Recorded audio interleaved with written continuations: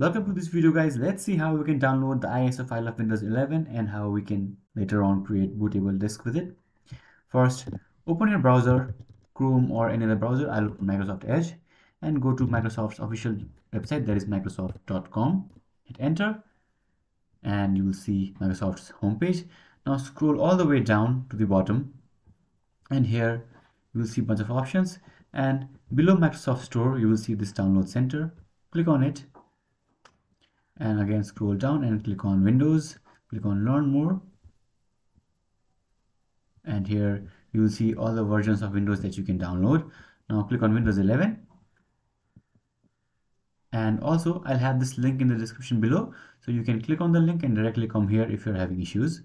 Now scroll down, do not download this one or this one, you need to download this one. Okay, so from here choose Windows 11 multi-edition ISO for x64 devices and click on download now.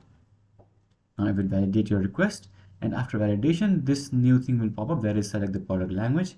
Here just click on English, International, United States, or whatever language you want. I'll click on English International and now click on confirm.